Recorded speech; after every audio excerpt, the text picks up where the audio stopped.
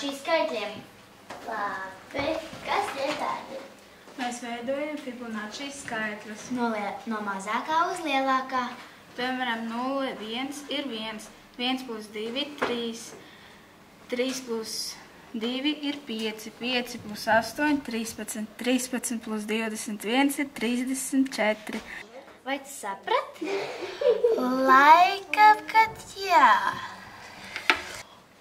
Un jūs arī to Fibonacci skaitli? Jā, tāpatām arī ir gliemezītim no mazākā iet uz lielāko skaitu.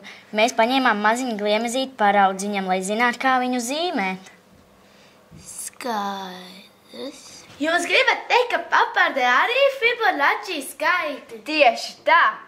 Redzi, šeit sākas no viena mazumiņa no 1 un aiziet tālāk no mazākā uz lielāku, un tādi ir Fibonacci skaitļi. Un laikam arī te ir tie Fibonacci skaitļi. Nu, bet, protams.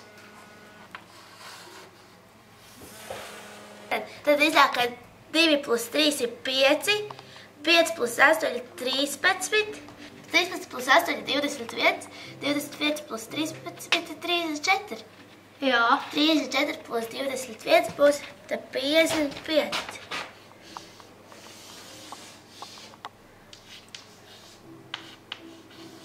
Es laikam esmu sapratus. Un tā mēs uzzinājām, kas ir Fibonacci skaitļi.